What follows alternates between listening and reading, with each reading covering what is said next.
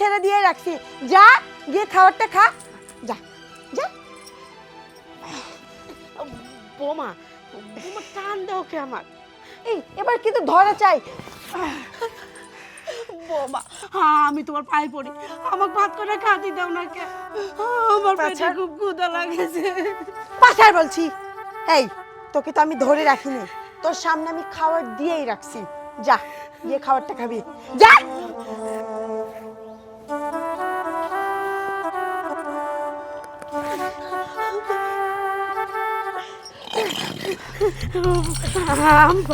দে খাবারটা দে, দে বলছি, ছাড় ছাড়।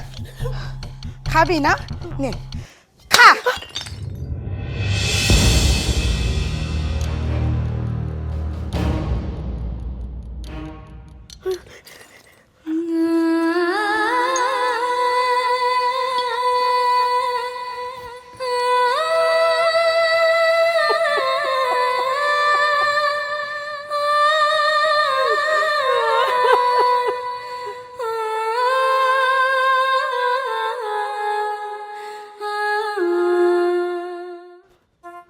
বোমা বোমা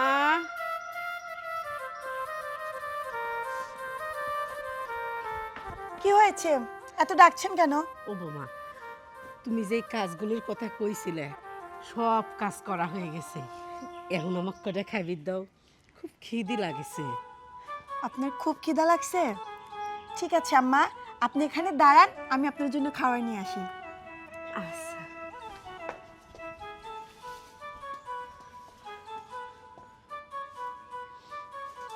ও বৌমা ভালো হয়ে গেছে, এক কথাই আমার ভাত দিচ্ছে আজকে। আজ আমি পেট ভরি ভাত খাবো, শান্তি করে ভাত খাবো আমি। আসে না কে?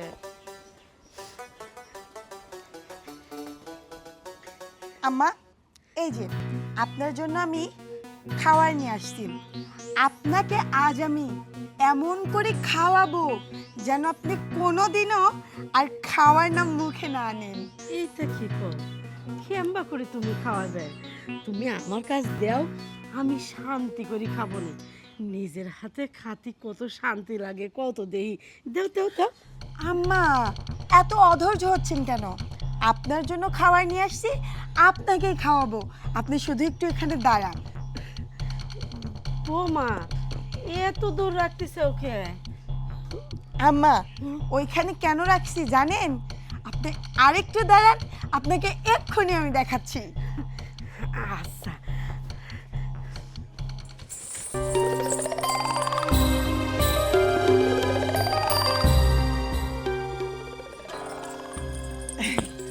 আম্মা খুব বেশি খিদা লাগছে তাই না? আপনাকে আমি ঠিক মতো খাইতেই দেই না, আপনার কত কষ্ট হয়, আপনাকে দিয়ে শুধু আমি কাজই করাই। আম্মা আমি অনেক ভেবে দেখলাম আপনাকে এভাবে কষ্ট দেওয়া আমার ঠিক হয় না, তাই আমি অনেক চিন্তা ভাবনা করার পরে এই যে আপনার জন্য খাবার রাখছি, আপনি এখন ওই খাবারটা খাবেন। আচ্ছা ঠিক আছে, তাইলে আমি দাঁড়ান।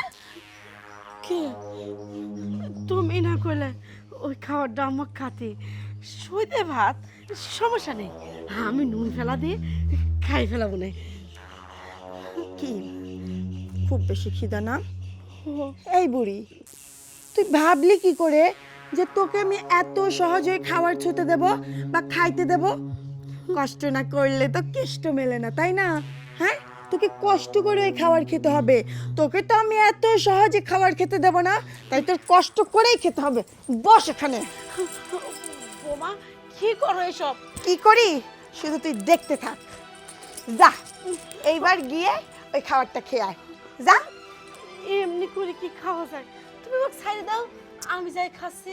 আহা আমি কি তোকে ধরে রাখছি নাকি? তোকে তো আমি ছেড়ে দিয়ে রাখছি, যা গিয়ে খাবারটা খা, যা যা।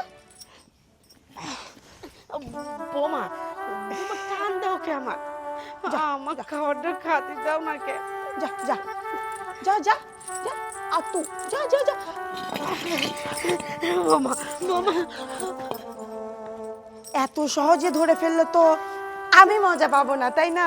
আর তুইও কষ্ট পাবি না, যা এবার যা, এবার গিয়ে খাবারটা খাবি, যা এবার ধরতেই হবে। আর একটু, আম্মা জান, আর একটু তো। এই এবার কিন্তু ধরা চাই। বৌমা, আমি তোমার পায়ে পড়ি, আমাকে ভাত করে খাতি দাও না কে? আমার পেটে আচ্ছা। খুব ক্ষুধা লাগেছে। পাছার বলছি। এই তোকে তো আমি ধরে রাখিনি, তোর সামনে আমি খাবার দিয়েই রাখছি। যা গিয়ে খাবারটা খাবি, যা।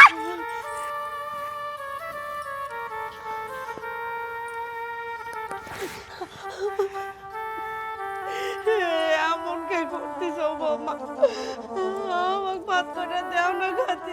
শোন, যতক্ষণ ধরে কান্না করবি ততক্ষণ কিন্তু তোর খাবারটা কিন্তু আরো দূরে চলে যাবে। যা গিয়ে নিয়ে আয়। না না, আমি কাটবো না, আমি ভাত আনবো। দে খাবারটা দে, দে বলছি। ছাড় ছাড়। খাবার খাবি না? আজকে তোকে আমি এমন খাওয়ানো খাওয়াবো যেন আর তুই কোনোদিন আমার সামনে খাবারের কথা বলতে না পারিস। খাবি না? নে খা।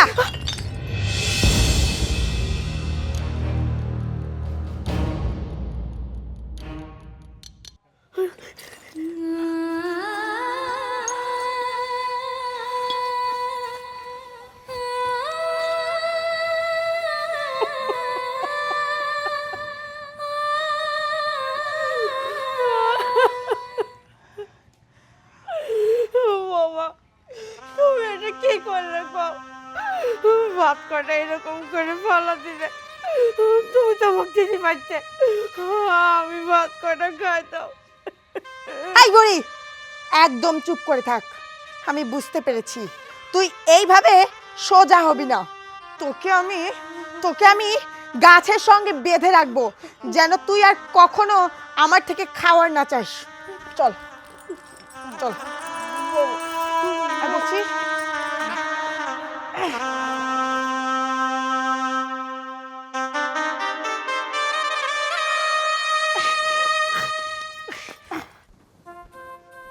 আখি,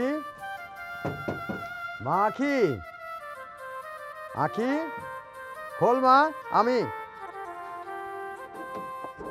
বাবা, কেমন আছো তুমি? ভালো আছি মা, তুই ভালো আছিস? হ্যাঁ বাবা, আমিও ভালো আছি। কিন্তু তুই শুকে গেছিস কেন রে মা? ঠিক মতো খাওয়া দাওয়া করিস না নাকি? বাবা, কই শুকায় গেছি? আসলে তুমি আমাকে অনেক দিন পরে দেখছো তো, আর আমি অনেক দেখেছি বাবা মায়ের চোখে সন্তান হাজার সুস্থ থাকলেও ভালো থাকলেও কেমন যেন দেখায়, বুঝছো? কিন্তু মা একটা কথা, আসার সময় দেখলাম তোর শাশুড়িকে গাছের সঙ্গে বেঁধে রাখছিস, দেখি আমার যে ভালো লাগলো রে মা, ভিতরে খালি ফুরফুর করে উঠলো আমার। বাবা, কি করবো তাছাড়া বলো তো? ওই বুড়িটা তো আমাকে জ্বালিয়ে পুড়িয়ে একদম ছাড়ছাড় করে দিচ্ছে। ও বাড়িতে কোনো কাজকর্ম করে না, একটু পরপর এসে বৌমা খেতে দাও, বৌমা খেতে দাও, এই কথা ছাড়া ওর মুখে কোনো কথাই থাকে না। আমি একদম ধৈর্যের বাঁধ একদম ভেঙে ফেলেছি, সেই জন্য রাগে জেদে ওকে গিয়ে বেঁধে রেখেছি। ভালো করিনি? ভালো মানে কি, সবচাইতে উত্তম কাজ করেছিস। এখন তোর খালি একটা কাজ হবে কি, সামনে যাবি গোটাতে ভাত নিয়ে সামনে রেখে বলবি আয় তুই খা খা, বাস খাবে। বাবা জানো, ওকে বেঁধে রাখার পরে না ভালো খাবার দেই না, 2-3 দিনের পচা বাসি যে ভাতগুলা বেঁচে যায় ওইগুলা আমি ওকে খাইতে দেই। আমাদের বাড়িতে যে কুত্তা আছে না, ওই কুকুরকেও আমি ভালো ভালো খাবার খাইতে দেই, কিন্তু ওই বুড়িটাকে আমি ভালো খাবার খাইতে দেই না। ভালো খাবার তো দিবিই না, বরং ছাড় একটা কাজ কি করবি জানিস? উঠতে বসতে ঠিক বুড়া মানুষ তো বয়স হয়ে গেছে, এই গিরে গিরে দুই একটা বাড়ি দিবি। বুড়া মানুষের কিন্তু গিরায় বাড়ি দিলে ব্যথাটা অনেক দিন থাকে, কথাটা মাথায় রাখিস। ঠিকই বলেছো বাবা, ওই বুড়িটাকে আরো অত্যাচার করতে হবে যেন ও একাই এই বাড়ি থেকে বের হয়ে যায়। ওকে আমি কত করে বললাম বাড়ি থেকে বের হয়ে যা, বের হয়ে যা, আমার কোনো কথাই শুনলো না। এখন বুঝুক আমি কি জিনিস। দেখতে হবে তো মেয়েটা কার। তুই কি আমার সঙ্গে এখানেই কথা বলবি না ভিতরে নিবি? ওই দেখো বাবা, তোমাকে অনেক দিন পরে সামনে পেলাম তো সব কিছু ভুলে গেছি, কিন্তু তার আগে তুমি আমাকে একটা কথা বলো, তুমি একা কেন এসেছো? আমার মাকে কেন আনোনি? শোন মা, তোর মাকে সব জায়গাটা নিতে নাই, কারণ কি জানিস? এই যে আমি আসলাম এখানে তোকে দুই একটা ভালো মন্দ বুদ্ধি তো দেবো, কিন্তু তোর মার বুদ্ধি তো আঁটু। ওকে দিয়ে কোনো কাজ হবে না, তাই একটু ফাঁকে ফাঁকে রাখি। তা তুমি ঠিকই বলেছো বাবা। মা কেমন জানো, আমার তোমার মতো হয়নি। মানে আমাকে সাপোর্ট না করে যতবার এসেছে ওই বুড়িটাকে সাপোর্ট করেছে। ভালোই করেছো নিয়ে আসোনি, অন্য সময় এসে মাকে বেড়ায় নিয়ে যেও। হ্যাঁ চলো বাবা ভেতরে চল চলো। চল।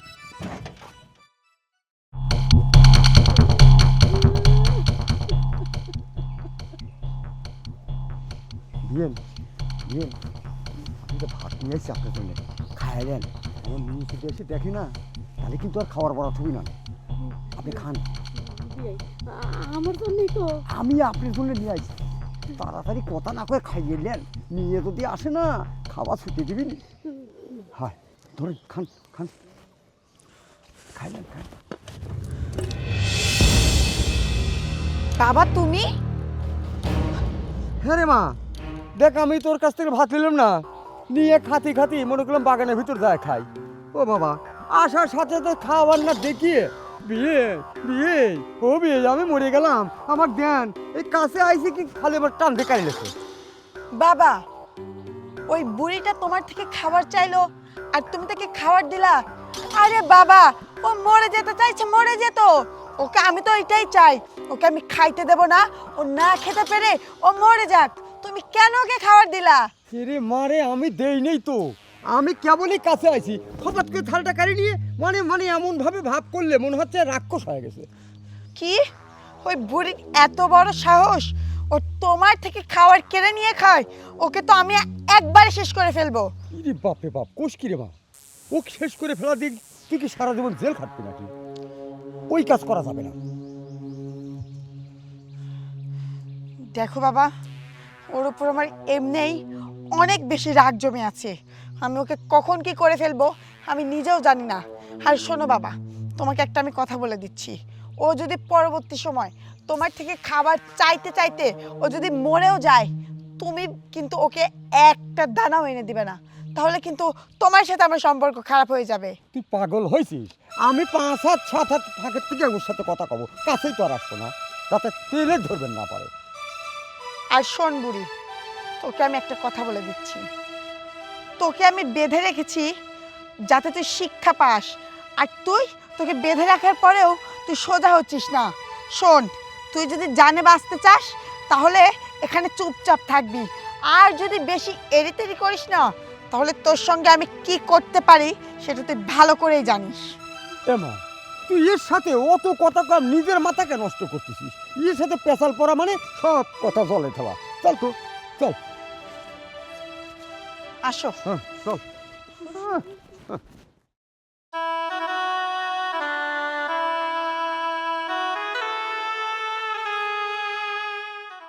হ্যালো আখি, হ্যাঁ বলো। কেমন আছো তুমি? আমি তো ভালো আছি, তুমি কেমন আছো? আলহামদুলিল্লাহ, আমিও ভালো আছি। আচ্ছা, আম্মা কেমন আছে? তোমার মা?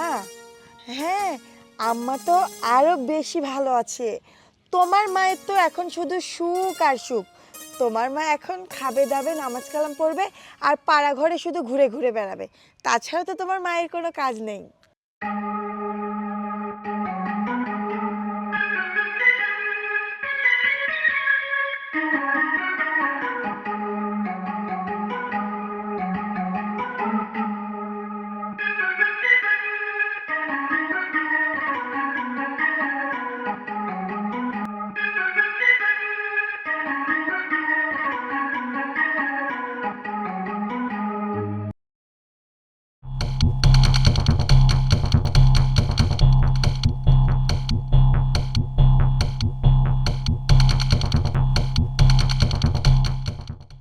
কি বলো, তোমার কথা শুনে আমার মনটা ভরে গেল। ও একটা কথা, আমি তো দেশে চলে আসছি। কি? তুমি দেশে চলে আসছো মানে? তুমি আমার সাথে মজা করছো? এই দেখো, ভাবছিলাম তোমাকে সারপ্রাইজ দেবো, মুখ ফসকে বলেই ফেললাম। আমি অলরেডি এয়ারপোর্টে চলে আসছি।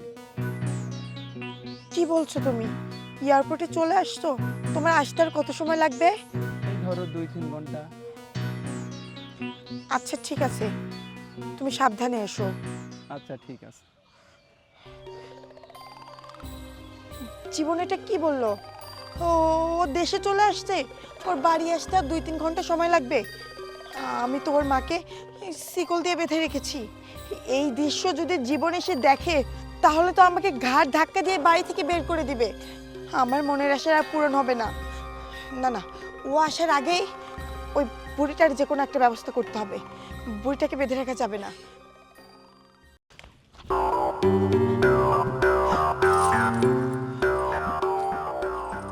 শিকল এখানে পড়ে আছে, বুড়িটা নেই। বুড়িটা কোথায় পালিয়ে গেল?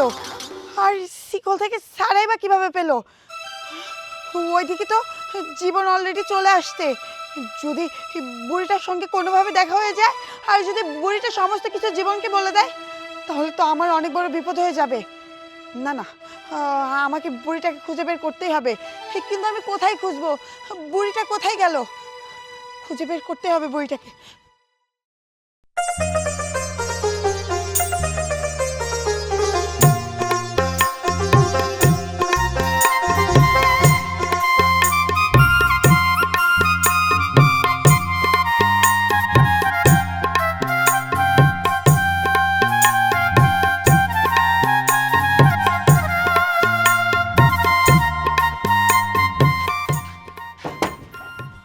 আম্মা, আম্মা, আখি, আম্মা। জীবন, কেমন আছো তুমি? তুমি কেমন আছো? আমি ভালো আছি। তুমি হুটহাট করে দেশে চলে আসলা, আমাকে তো কিছুই জানালা না। আচ্ছা, তোমার মন কই থাকে বলো তো? তোমাকে তো আমি কিছুক্ষণ আগেই ফোন দিয়ে বললাম যে আমি দেশে চলে আসছি। এত তাড়াতাড়ি ভুলে গেছো? ওই দেখো, আসলে হয়েছে কি, সংসারের কাজকর্ম করতে গিয়ে সব কিছু ভুলে যাই আমি। তুমি এত শুকাই গেছো কেন? কি বলো, আমি তো আরো মোটা হয়ে গেছি। আমার কাছে মনে হচ্ছে যে তুমি অনেক শুকাই গেছো।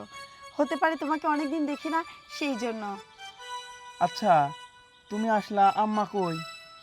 আম্মা বাসায় নেই? না তো, আম্মা তো খালারে বাসায় গেছে। খালাদের বাসায় গেছে মানে? আমি এতদিন পরে দেশে আসলাম, ভাবলাম যে যায় আম্মাকে একটা সালাম দিব। আম্মার সাথে অনেক দিন দেখা হয় না, আম্মার শরীর স্বাস্থ্য কেমন আছে একটু খোঁজ খবর নিব। আর তুমি কি না আম্মাকে এক একাই খালাদের বাসায় দিয়ে পাঠাইছো। আরে শোনো, তোমার মা কি আমার কোনো কথা শোনে? এই যে তোমাকে আমি ফোনে বললাম না যে তোমার মায়ের তো এখন সুখ, খাবে দাবে নামাজ কালাম পড়বে আর ঘুরে ঘুরে বেড়াবে। আম্মাকে আমি বারণ করছিলাম যে আম্মা আপনার একা একা যাওয়ার দরকার নেই, আমি নিয়ে গিয়ে দিয়ে আসবো। তোমার মা আমার কোনো কথাই শোনে না, বলে তুমি বাড়িতে থাকো, এত বড় সংসার রেখে যাবা, তুমি থাকো, আমি গিয়ে তোমার খালাকে দেখে আসি। পরে আম্মাকে পাঠাইছি, তাছাড়া আমি যেতে দিতাম না। আচ্ছা, তাইলে আমি গিয়ে আম্মাকে নিয়ে আসি। আরে না না, তুমি এটা কি বলছো? তো তুমি সবেমাত্র দেশে আসলা আর তুমি এক্ষুনি আম্মাকে আনতে যাবা? তোমার যেতে হবে না। আমি একটা কাজ করি, আমি খালাকে ফোন দিয়ে দেই, আম্মাকে পাঠাই দিবে। আচ্ছা, আম্মাকে একা একা আসতে পারবে? আরে পারবে, একে আমাদের বাড়ি থেকে হেঁটে হেঁটে আসতে হয় নাকি? খালাদের বাসার সামনে থেকে গাড়িতে উঠলে একদম আমাদের বাড়ির গেটের সামনে এসে নামাই দিবে। তুমি একদম চিন্তা করো না, তুমি অনেক দূর থেকে আসছো, এসব নিয়ে তোমাকে একদম চিন্তা করতে হবে না, আমি তো আছি। আচ্ছা, যেহেতু তুমি এত করে বলতেছো, তাহলে আমি আর খালাদের বাসায় গেলাম না। তুমি খালাকে ফোন দিয়ে আম্মাকে আজকের মধ্যেই বাসায় আসতে বলো। আচ্ছা ঠিক আছে। আচ্ছা, তুমি কি এখানে দাঁড়িয়ে থেকে সমস্ত কথা বলবা নাকি ভেতরে যাবা? আচ্ছা চলো। আচ্ছা। হ্যাঁ বান্ধবী বল, তোর কি অবস্থা? তুই বিয়ে শাদী করবি না? আরে আর কিছুদিন পর দেখবি আমার বাচ্চা হবে আর তুই এখনো বিয়েই করলি না। বৌমা, আচ্ছা শোন, তোকে আমি পরে ফোন দিচ্ছি, কেমন? কিরে বুড়ি, তুই? তোকে তো আমি গাছের সঙ্গে শিকল দিয়ে বেঁধে রেখেছিলাম, তুই সেই শিকল থেকে কিভাবে ছাড়া পেলি? ছাড়া পেয়ে তো তুই পালিয়ে গেছিলি। পালিয়ে গেছিলি ভালো কথা, আবার কিসের জন্য ফিরে এসেছিস? বৌমা, ওই তুমি খাইবে দাও না তো, এই জন্য সেই খিদি লাগি পলা চলে গেছিলাম। পরে না যাই আর কোনো খাওয়ার জায়গা পাইনি, খুব খিদেও লাগেছে, এই জন্য আমি আবার চলে আইছি। আমি তো জানতাম যে তুই তো এই বাড়ির কুকুর, আর এই বাড়ির কুকুরকে কোনো দুয়ারে মানুষ জায়গা দেবে না, তো ঘুরে ফিরে এই বাড়িতেই আসতে হবে।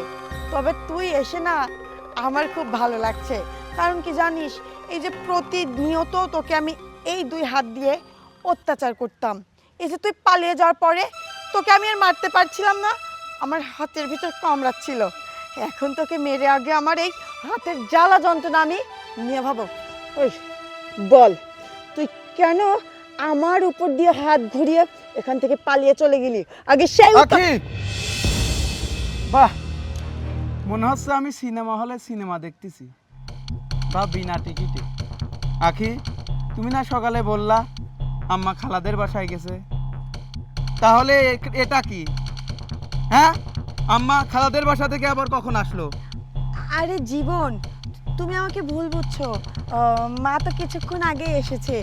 আর শোনো, তোমাকে আমরা মানে ভুল বোঝানোর জন্য আমি আর আম্মা মিলে না নাটকে রিহার্সাল করছিলাম। চুপ! আর একটা মিথ্যা কথাও বলবি না। তুই কি ভাবছিস আমি ওই প্রবাসে থাকি বিদায় এই বাসায় কি হয় কিচ্ছু জানি না? আমি কিন্তু সব জানি। জানো মানে? তুমি সবকিছু কিভাবে জানলা?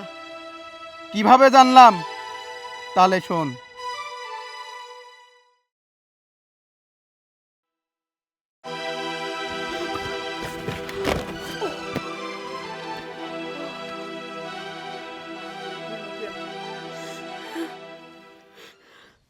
আম্মা,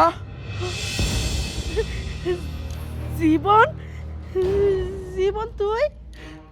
হ্যাঁ আমি। কিন্তু তুমি এদিকে দৌড়াতে দৌড়াতে কোথায় যাচ্ছিলা? ও কিছু না, ও তো ডাক্তারের হনে গেছিলাম, তো ডাক্তার কইছে কি ওই সে মাথার ব্যথার জন্য, হাঁটুর ব্যথার জন্য, বুঝছিস, কইছে কি একটু হাঁটতে। আমি আবার এমন পাগলের পাগল, হাঁট ফোকে দৌড়ানি শুরু করেছি। দেখো আম্মা, তোমার মুখ দেখে কিন্তু মনে হচ্ছে না যে ডাক্তার এই কথা বলছে। কি হয়েছে সত্যি সত্যি বলো। কিছু হয়নি পাগল, তুই প্রবাসতে নাইছিস, চল ভাই চল যাই। আম্মা, তুমি সত্যি কথা বলবা নাকি তাই বলো। কি সত্যি কথা কব? সব সত্যি কথা, চল ভাই চল তো। তুমি আমার মাথায় হাত রেখে বলো কি হয়েছে, নইলে কিন্তু মা তুমি আমার মরা মুখ দেখবে। না না, তুই এমন কথা কইসনি, তুই আমার একমাত্র সন্তান, এত বড় কসম তুই আমার দিসনি বাজার। আমি তো সব সত্যি কথা কব।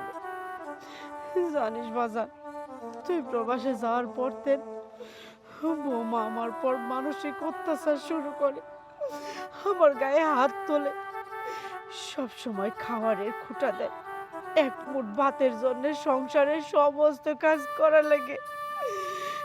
কাজ শেষে যদি এক মুঠ ভাত চাই, বাড়ির কুকুরের প্লেটে করে এক মুঠ ভাত দেয়। তাও আবার জানিস, মানুষ যেরকম করে বাড়ির কুত্তাক শিকল দিয়ে বাইধে রাখে, বৌমা আমার ঠিক শিকল দিয়ে গলার সাথে ওই রকম করে বাইধে রাখে। তারপরেও যদি আমি ভাতের জন্য চেঁচামেচি করি, ভাত দাও ভাত দাও, তখন আমার 2 হাত বাইধে শিকল দিয়ে গাছের সাথে বাইধে রাখে। বেটা, ও বেটা, তুই ছিল না, আর আমার জীবনটা দোজক হয়ে গেছিল। কি? আখির এত বড় সাহস, তোমাক কিনা কুকুরের প্লেটে খেতে দেয়? আম্মা চলো, এখনই ওর কাছে যাব। না না, আমি চাইনি যে আমার জন্য তোর ভিতর কোনো অশান্তি হোক। বেটা, তুই এত বছর পর বিদেশে নাইছিস, তুই বাড়ি যা, তুই বাড়ি চলে যা। আম্মা, আখি যে কাজ করেছে সে কাজের শাস্তি পেতেই হবে। আম্মা, আমি তোমাকে যেভাবে বলবো তুমি সেই মোতাবেক কাজ করবা। আম্মা, এখন তুমি আমার সাথে চলো।